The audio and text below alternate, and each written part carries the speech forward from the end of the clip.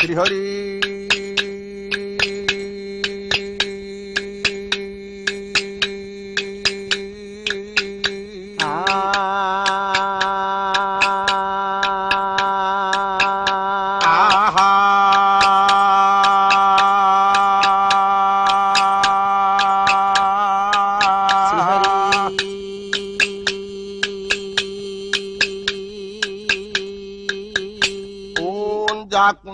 तुषारहार धवला जा श्वेत पद्मासना जा वीणा वरदंड मंडित करा जा शुक्ल वस्त्रावृता जा ब्रह्माच्युत शंकरा प्रभृति भी देवी सदा वंदिता श्यामा पातु सरस्वती भगवती निष्पेष जाड्यापहा वंदो ईशारला मागो ब्रह्मांको नंदिनी ब्रह्मांक नंदिनी वेद भारतु जात कले पद्मयोनि बंद ईशारला मागो ब्रह्मांक नंदिनी आहा वेद भारतु जात कले पद्मयोनि आहा गायक चिंतिले मासु स्वरे देउगला सुस्वरे देउगला गायक चिंतिले मा बाध्य रे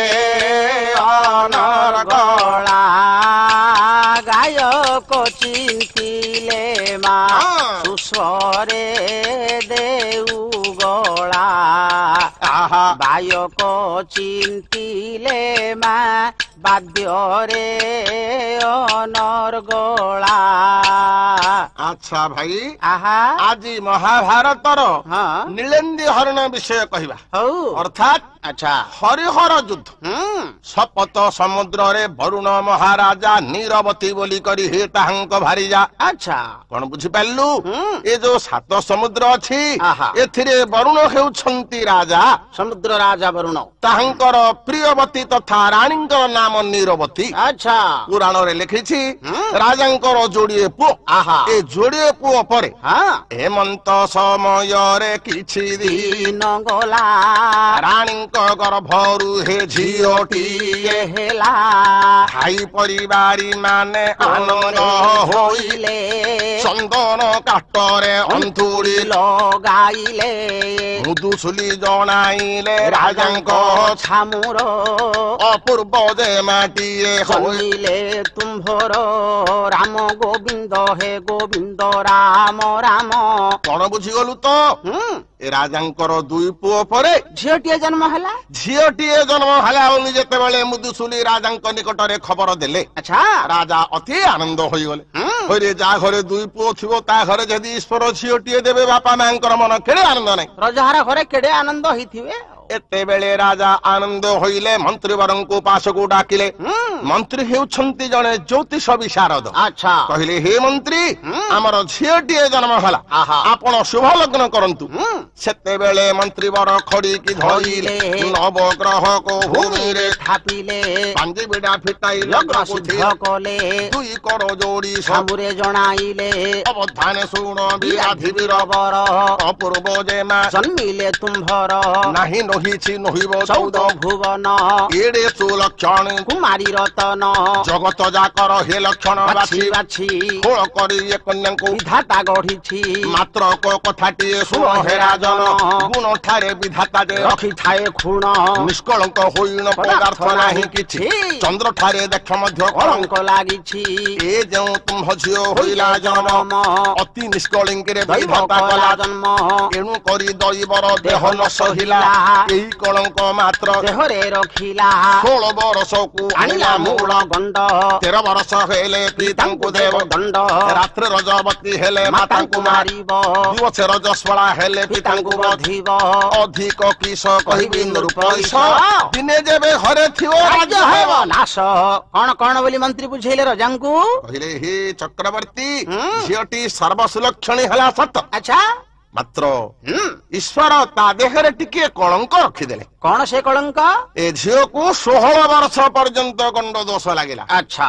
ଏ ଝିଅଟି ଯଦି ରାତ୍ରରେ ରଜବତୀ ହେବ ମା ମରିଯିବ, ଆହା। ଯଦି ଦିବସରେ ରଜବତୀ ହେବ ବାପା ମରିଯିବ। ଆଚ୍ଛା। ଅଧିକ କଣ କହିବି, ଏ ଝିଅଟି ଗୋଟିଏ ଦିନ ହେଲେ ମଧ୍ୟ ଯଦି ଆପଣଙ୍କ ରାଜ୍ୟରେ କି ଘରେ ରହେ, ଆହା। ଆପଣଙ୍କ ରାଜ୍ୟ ଛାରଖାର ହୋଇଯିବ। ହେଲା ଯେ ମୁଁ କହୁଛି ରାତିରେ ହବନି କି ଦିନରେ ହବନି, ଆଉ କେତେବେଳେ ତା ମାନଙ୍କୁ ଥିରି ହେଇଯିବ ବୋଲେ କଣ ଫିଟିଯିବେ ନାହିଁ କି?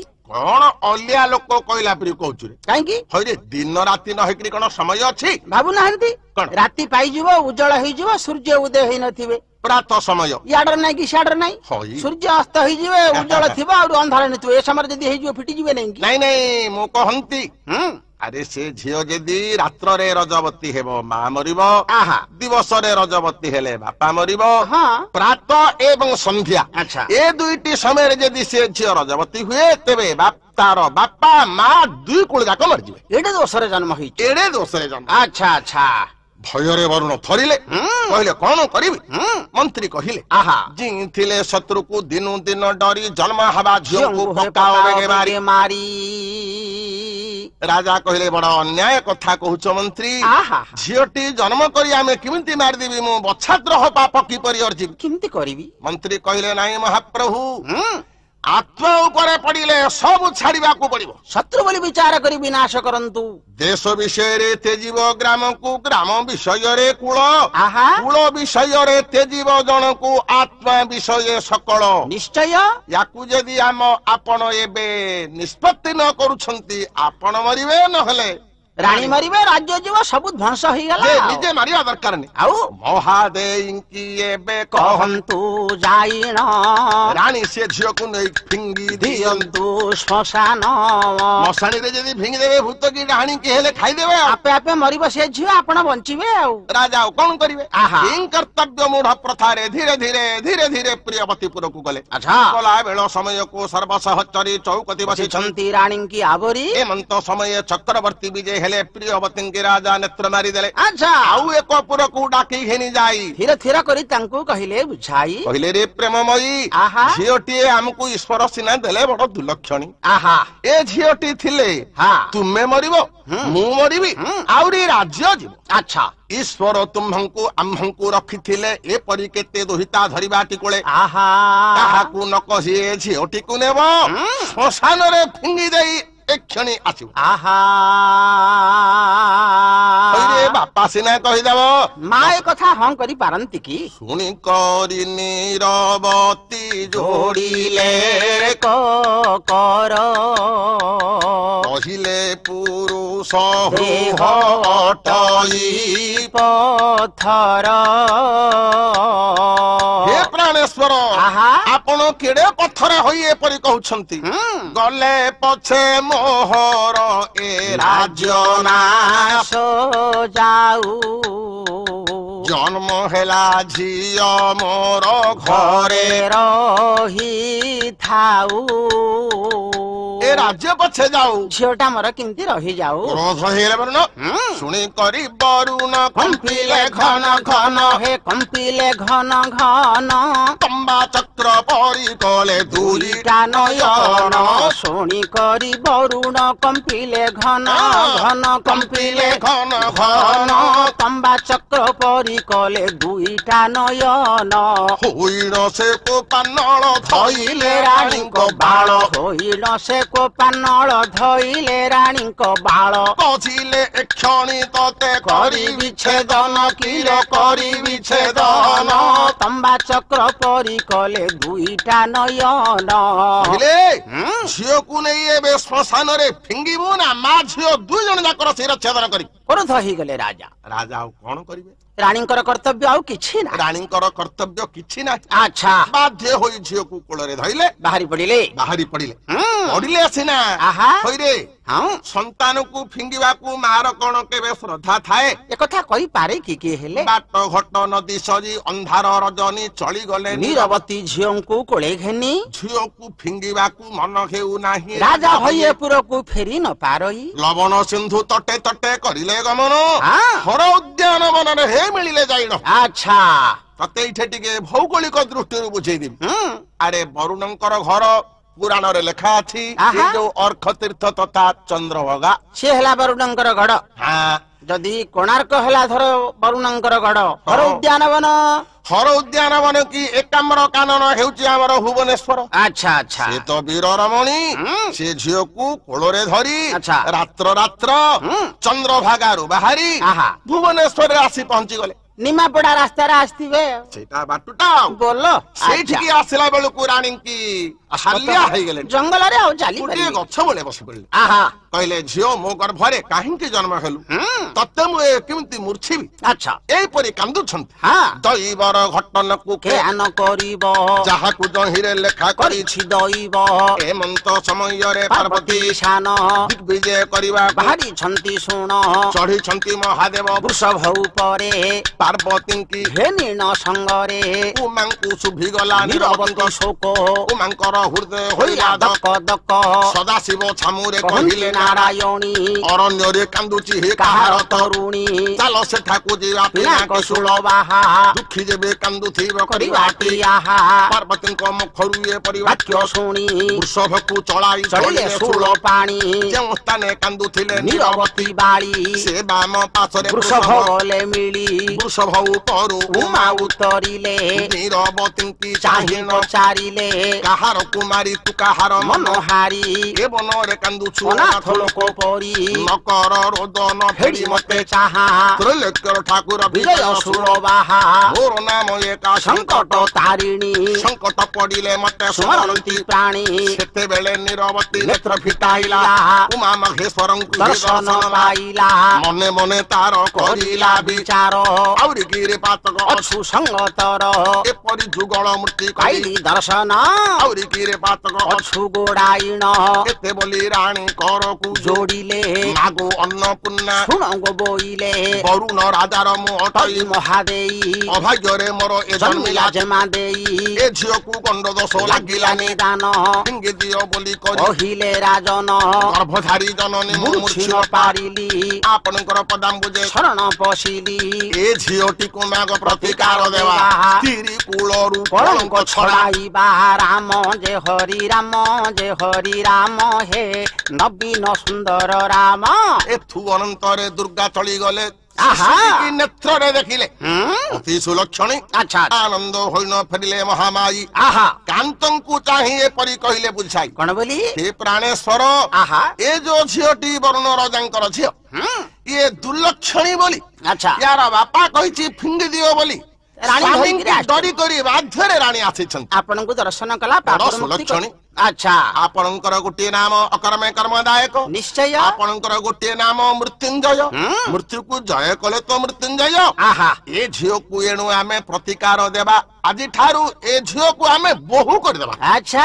ଆମର ଯୋଉ ବଡ ପୁଅ କାର୍ତ୍ତିକ ଅଛି, ଆଚ୍ଛା। କାର୍ତ୍ତିକକୁ ଆକୁ ବିବାହ କରିଦେବା। ଆପଣ ଟିକେ ୟାକୁ ପରିଷ୍କାର କରିଦିଅନ୍ତୁ, ଆରୋଗ୍ୟ କରିଦିଅନ୍ତୁ, ପାପରୁ ମୁକ୍ତ କରିଦିଅନ୍ତୁ। ଶିବ କହିଲେ ତେବେ ଆଣ। ତେବେ ଆଣ।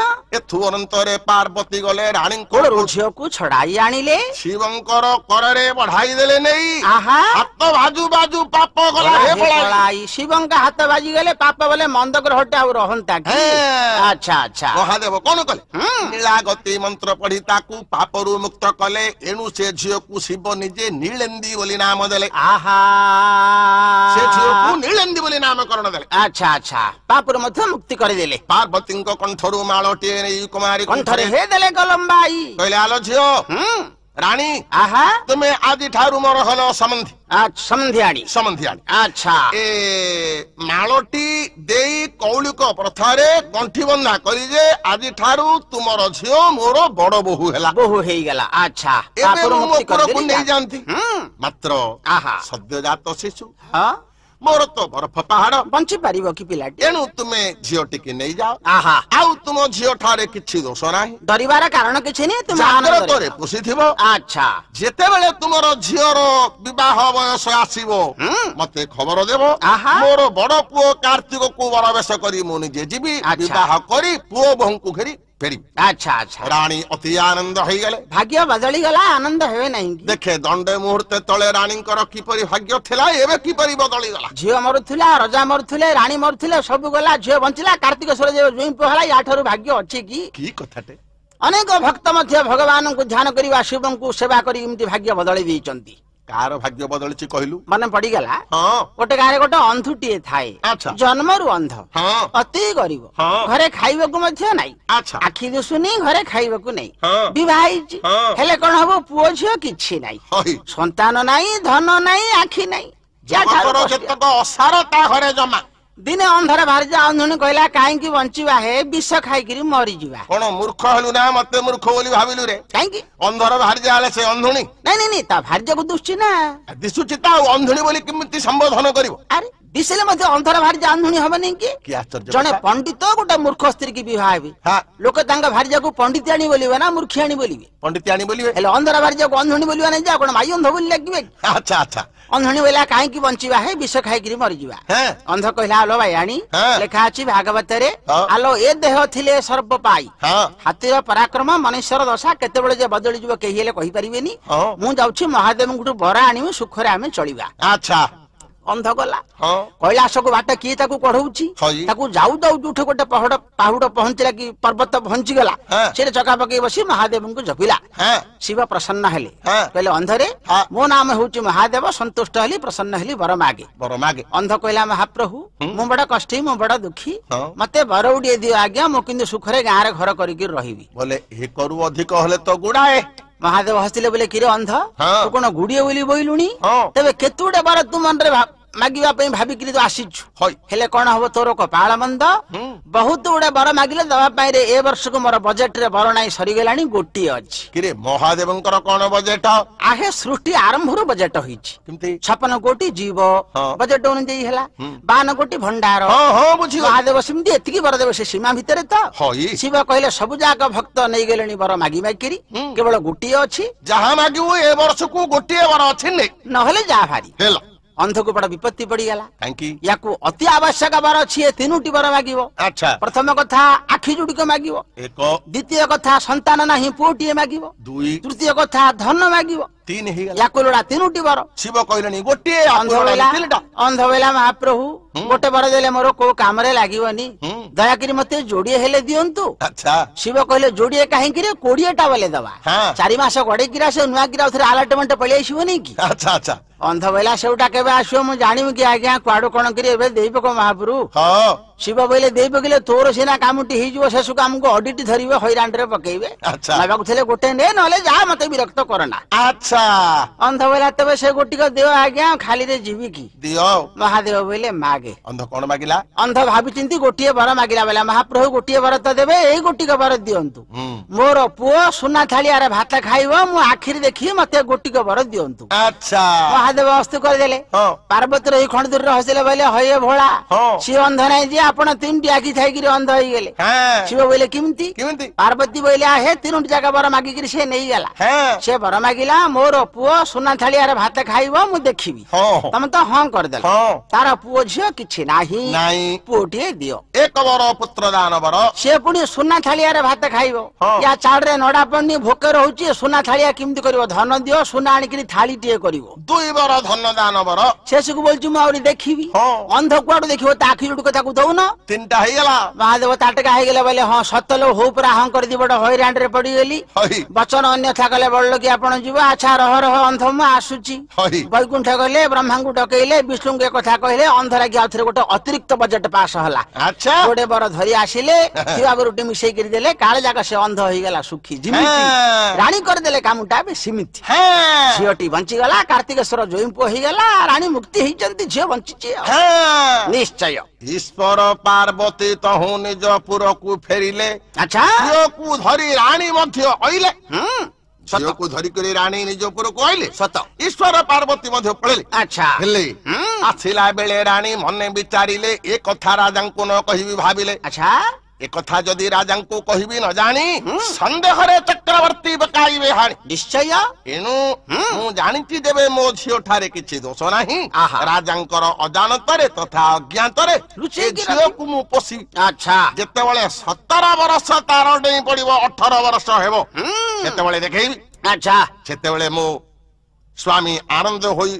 तुमरो बुद्धिमती प्रियवती बोली श्रद्धा करिवे घर चाबी काटी देबे के बोलिबे ने ल तू सब तोरा बुझे बोली बोलिबे अरे ओ लोग घर चाबी काटे बाहर जा धरिबो ने जे कोन स्वामी धरि करी बोलिबो के सियाणी आसी हेइतिले सिना आबा अला बोली स्त्री हेइति बोल त चाबी काटी देले घर रखिबे के नहीं अला बोली केमते आओ शिक्षिता दरकार ना हां हां सब पर विचार करी रानी फेरिले अच्छा निजपुरे जाई पहुंचिले सर्व परिचारी मानन को डकाइले अच्छा परिचारी गण ए झियो ठारे आउ किछि दोष नाही अच्छा नीलंदी बोली नाम अछि ए झियो को राजांक अजानतरे ए घरे पछियो अच्छा जे राजांक ए कहि दबो ताकू राज्य रु बाहर कर दी सावधान करई देले समस्त सावधान हेले शुक्ल पक्ष रे जन्हे बढ़े कला कर बढ़े कला कर सेही परी आनंदे बढ़िला कुमारी नाकर हेमंत समय रे किछि दिन गला क्रमे क्रमे जे मां को 14 वर्ष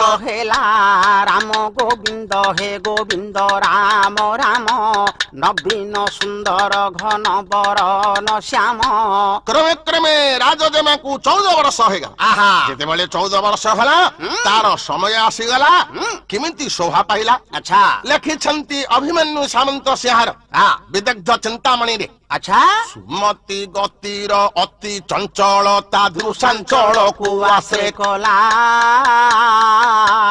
कटी उन्नत प्रकटी भीरु चारु उरु गुरुता बढ़ाइला सते उरु गुरुता बढ़ाइला अतुला पितुला लीला स्नेह तेजी संबंध बंध पटल रे निबंध से कांते कांते निमजी से कांते कांते निमजी मोटो करे कहिले 15 वर्ष रे कुमारी हेला जुबा ए 14 पुर को लागिला तार प्रभा क्रमे क्रमे क्रमे क्रमे क्रमे झियो को 17 वर्ष गंडरू डे बुला 18 वर्ष हे गला अच्छा तेणी की रानी मन कोन रजा किमती देखंतु आहा न जानिवा लोक सिना धुड़ोपड़ा कौन टे बोल देबो कि धुड़ोपड़ा कर देबो जानिवा लोक तो भाबी चिंती काम करिवे केते बळे समय मिलले आहा राजंकर आनंद अवस्था रे कथाटा कहिबी बोली रानी भाबितंत अपेक्षा करिचंती एक दिने गंगा रे जे पडिला बारी स्नान को विजय कले सर्वनृपमणि इंद्र चंद्र सूर्य जमन ऋत कुबेर के माने चान को होइले बाहर जेताहार प्रियंकु जे संग रे घेनी स्नान करिया पाई करिले गमन नीलंदी मध्य आनंद रे गोले मातांको हंदोला ऊपर विजय हेले तोरे सर्वे चली गले गंगा बारिणी कूले प्रवेश हेले उत्तर तटरे पुरुष सकले दक्षिण दिगरे नारी माने स्नान कले वैवस्पत हे आलोचना कर एही परि शोभा पाइला से स्थानर इंद्रंकर भार्या सती ठाकुराणी चंद्रंक प्रियवती अछंती रोहिणी बृहस्पतिंको भार्या नाम तांकर तारा आउरी मध्य अछंती स्वर्गर अपसरा तारा गण मध्य रे हे चंद्रमा देशर से मध्य रे राजदेमा सन राम जे हरि राम जे राम राम हे नवीन सुंदर राम हे से कन्यांक गहन रे नक्षत्र मध्य रे चंद्र थिले जं परि शोभा से परि राजकुमारी नीलंदी शोभा पाइला अच्छा ए काले दिगपाल माने अनायन देले ए कहा झियो समस्ते कहिले बापा जदी चिनिनी आउ किए चिनिमो का झियो काई के जानिबे ए समय चाहि देले वरुण दंड धर से मध्य बोइले झियोटी कार बापा मध्य बोइले झियोटी कि सुंदर झियोटी कहार कहले मंत्री हां देखिलोनी एते कन्यांक गहन रे झियोटी किमती बाछारी दिउछि आहा ए किमती कार जानिमा मंत्री कहले आज्ञा जानिमे परिचारी मान को डाकिले अच्छा कहले लो परिचारी गण जो झियोटी तुम सहित स्नान करूछि अच्छा से कार झियो राजा पचाला तोर मुदुसुली मान कहि पारि मिछ कहि पारिबे नहीं सत कथा कहिबे बाध्य करी कहले हां आगे झियोटे आपणकर ए झियो को नै करी फिंग दियो बोली राजांकर आदेश हेथिला रानी मा धरी गले शिवंक पाखु पापुर मुक्ति करचंती नीलिंदी बोली नाम देचंती वर्तमान 17 वर्ष हेलाणी महाराज मंत्री कहले महाप्रभु आपण बड़ भाग्यवान निश्चय आपण रानी बड़ भाग्यवती ता जोगु स्त्री आपण भोग करछन निश्चय केउ स्त्री कर धरी होंती भिखारी केउ स्त्री कर धरी राज्य रे अधिकारी केउ स्त्री कर धरी होंती पंडित केउ स्त्री कर धरी मध्य न मिलई भात निश्चय स्त्री रो तेज रो का पुरुषर मान स्त्री रो तेज रो का पुरुषर प्रमोशन गोटे कथा कारी सुने कोन अच्छा क्रमे क्रमे स्नान मौली गला स्नान कोन दिन जाक ତାଙ୍କୁ କିଏ ଗାଧେଇବ? ନାଇଁ ପୁଣ୍ୟ କାଳ ତ ଦଣ୍ଡେ ଯେ ଯାହା ପୁରକୁ ପଳେଇଲେ। ଆଚ୍ଛା ନିଜ ପୁରକୁ ଯେବେ ଗଲେ ସେତେବେଳେ ଯଦି ରାଣୀଙ୍କି ରାଜା ପଚାରିଥାନ୍ତେ ରାଣୀ କଣ କହନ୍ତି? ରାଣୀକି ନ ପଚାରି କେବଳ ମନ୍ତ୍ରୀଙ୍କି ରାଜା ପଚାରିଲେ। ଲେଖିଛନ୍ତି କବି ସୂର୍ଯ୍ୟ ବଳଦେବ ରଥ। ଆଚ୍ଛା ସୁତା ପରିଣୟ ସୁତାପ ସିନ କଲା ମୋ ଦେହ କି ବୁଦ୍ଧି ଏଠିକି ସୁବୁଦ୍ଧି ବଳେ ବିଚାରି କହ ସଚିବ ତହିଁରେ ରଚିବ ଶିଲେ ବିଚାର ଭାଷେ କହିବାର ମୋର ମହିବା ସବ ଘେନ ମାନସେ ନାକରେ ଭୁଲୋକ ଯାକରେ ନାଗେ ଦେଲିଣି ମନ ଭରତ ମାନତ ଭରତ ନାହିଁ ଯେ ମାସ ମାନ। କହିଲେ ମହାପ୍ରଭୁ ଆପଣଙ୍କର ବଡ ଝିଅ ହେଉଛନ୍ତି ମହାଲକ୍ଷ୍ମୀ। ଆଚ୍ଛା ଶ୍ରୀ ଜଗନ୍ନାଥଙ୍କୁ ଆପଣ ପ୍ରଦାନ କରିଛନ୍ତି। ହଁ ଦେଇଛନ୍ତି ତ ବାସ୍ ଜଗନ୍ନାଥଙ୍କର ବଡ ଭାଇ ଅଛନ୍ତି କାମପାଳ ବଳରାମ। ବଳରାମ ଆଚ୍ଛା ତାଙ୍କର ଗୋଟିଏ ପୁଅ ଆନନ୍ଦାନନ୍ଦ। ସେଇଠି ଯଦି ଆମେ ଝିଅଟିକି ପ୍ରଦାନ କରିଦିଅନ୍ତେ ଅତି ସୁନ୍ଦର ବନ୍ଧୁ ହୁଅନ୍ତା। ରାଜା କହିଲେ ଭଲ ହେଲା ଚାଲ। ସେ କ୍ଷଣି ଗୋଟିଏ ରଥ ସଜାଡ଼ିଲେ। ଉପକରଣ ଗୁଡିକ ଆମନ୍ତ୍ରଣ କରିବାର ସବୁ ରଖିଲେ। ତର ତର ହୋଇ କରିଲେ ଗମନ ଦ୍ୱାରକାପୁରରେ ମିଳିଲେ ଯାଇଣ ଗଲା ବେଳ ସମୟକୁ ରାମକୃଷ୍ଣ ଦୁଇ ସଭା କରି ବସିଛନ୍ତି। ବ୍ରହ୍ମାଣ୍ଡ ଗୋସାଇ 56 କୋଟି ଯାଦବ ରାଜା ଉଗ୍ରସେନ 1,60,000 ଅଶୀ ନନ୍ଦନ ହେମନ୍ତ ସମୟ ବରୁଣ ପହଞ୍ଚିଲେ। ବରୁଣଙ୍କୁ ନାରାୟଣ ନମସ୍କାର ହେଲେ ରାମ କାହିଁକି ନା ଶ୍ୱଶୁର ହେବେ। ସତ ବଳରାମଙ୍କୁ ବରୁଣ ହୋଇଲେ ଜୁହାର। ଏପରି ମାନ୍ୟ ଧର୍ମ ସରିଗଲା ତାଙ୍କର। ସେତେବେଳେ ଦ୍ୱାରକା ରାଜା ତଥା ବଳରାମ ପଚାରିଲେ ହେ ସମୁଦ୍ର ଅଧିପତି ଆଜି ଦ୍ୱାରକାକୁ କେମିତି ଶୁଭାଗମନ ହେଲା? ଆଚ୍ଛା ଇଏ କହିଲେ ମହାପ୍ରଭୁ ମୋର ଗୋଟିଏ ଝିଅ ବାପ ହୋଇ ବନିବି କି କୁମାରୀ ଲକ୍ଷଣ ଅତି ସୁଲକ୍ଷଣ ତାର ନିମନ୍ତେ ମୁଁ ବରଣ ପାଇଲି।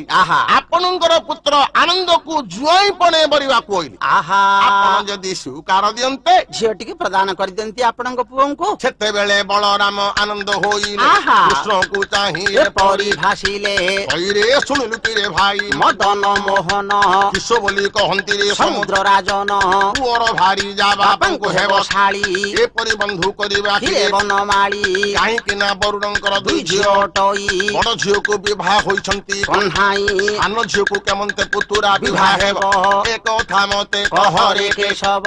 ନାରାୟଣ କହିଲେ ଭାଇନା ମୁଖ କାହିଁ କ୍ଷତ୍ରିୟ କୂଳକୁ ଭାଇନା ଛିବାକୁ ନାହିଁ। ରାମ ଯେ ହରି ରାମ ଯେ ରାମ ରାମ ହେ ନବୀନ ସୁନ୍ଦର ରାମ ହେ। ବଳରାମ କହିଲେ ହଁ ହେ ଭାଇର ମନ ପାଇଲାଣି ବନ୍ଧୁ କରିବା। ଆଚ୍ଛା ଏ ସବୁ ତ ଯୋଗର କଥା। ଏ ସମୟରେ ଦ୍ୱାରକାର କୁଳ ପୁରୋହିତ ମୁନି ଆସି ହୋଇଲେ ଉପସ୍ଥିତ। ତାଙ୍କୁ ବଡ ଠାକୁର କହିଲେ ଆଜ୍ଞା ଶୁଣିଲେଣି କି ଆମର ପୁଅ ଆନନ୍ଦଙ୍କୁ ବରୁଣ ରାଜାଙ୍କର ଝିଅଙ୍କୁ ବିବାହ କରିବା ପାଇଁ ନିଷ୍ପତ୍ତି କଲୁ। କିନ୍ତୁ ଜାତକ ଆମେ ଦେଖେଇନୁ ଟିକେ ଦେଖିବେଟି। ବରର ନାମ ଆନନ୍ଦ କନ୍ୟାର ନାମ ନୀଳନ୍ଦୀ। ଏ ଉଭୟଙ୍କର ରାଶି ନକ୍ଷତ୍ର ଦେଖନ୍ତୁ ସେ ବଡ ଆନନ୍ଦ ହେଲେ ପାଞ୍ଜି କାଢିଲେ ଗଣିଲେ କହିଲେ ହଁ ଆଜ୍ଞା ସୁଝିଲା। ହେଲେ ବିଭାଜକ ଅଛି କେବେ ଦେଖ ନା ପରଦିନ ବୈଶାଖ କୃଷ୍ଣ ନବମୀର ଦିନ ସେ ଦିନ ବେଳକୁ କନ୍ୟା ପ୍ରଦାନ। ଇଏ କହିଲେ ତେବେ ମତେ ଆପଣ ସ୍ୱୀକାର ଦିଅନ୍ତୁ ମୁଁ ଗଲେ ମୋର ଯୋଗାଡ଼ ମୁଁ କରିବି ଆଉ। ରାମ କହିଲେ ତେବେ ଯାଆନ୍ତୁ। ସେ ଫେରିଗଲେ ବରୁଣ ଯାଇ ନିଜ ପୁରେ ପହଞ୍ଚିଲେ। ହଜାର ହଜାର ଶ୍ରମିକ ମାନଙ୍କୁ ଡକେଇଲେ ଆନନ୍ଦରେ ଝିଅ ବିବାହ କରିବା ପାଇଁ ଲଗେଇଛନ୍ତି କାମ ଲଗେଇଛନ୍ତି। ଏମନ୍ତ ସମୟରେ ନାରଦ ମହର୍ଷି ବେଳ କାଳ ଜାଣି ମୁନି ପଡିଗଲେ ଖସି। ସମାନ ସମୟକୁ ମାଡ ଭଳିଆ ଗୋସାଇଁ ଖସି ପଡିଲେ। ଆରେ ନାରଦ ତ ହେଉଛନ୍ତି ପରମ ଭକ୍ତ। ଏଇ ପରିସ୍ଥିତି କରି କରି ଆସୁଛନ୍ତି। ଭଜ ରାମ ନାମ ପଦ ବାର ବାର କରି ଧ୍ୟାନ କର ମୂଢ ମାନସରେ ରାମ ନାମ ପଦ ବାର ବାର କରି ଧ୍ୟାନ କର ମୂଢ ମାନସରେ ରାମ ନାମ ପଦ। ଛାୟା ମାୟା ଚଚାରରେ ପଡି ଛାୟା ମାୟା ସଂସାରରେ ପଡ଼ିନା ରକ୍ଷାର ନୁହ ଲାଳସାରେ ରାମ ନାମ ପଦ ବାର ବାର କରି ଧ୍ୟାନ କର ମୂଢ଼ ମାନସରେ ରାମ ନାମ ପଦ ଦଶରଥ ନନ୍ଦନ ଘନ ଜିତାପ ଘନ ଜନକ ସୁତା ହୃଦ ଚନ୍ଦନରେ ଦଶରଥ ନନ୍ଦନ ଘନ ଜିତା ତାପ ଘନ ଜନକ ସୁତା ହୃଦ ଚନ୍ଦନରେ ମନ୍ଦ ମଧୁର ସ୍ମିତ ହାସ ପ୍ରକାଶିତ ମନ୍ଦ ମଧୁର ସ୍ମିତ ହାସ ପ୍ରକାଶିତ ସୁନ୍ଦର ମୁନି ଜନ ବନ୍ଦନ ରେ ରାମ ନାମ ପଦ ବାର ବାର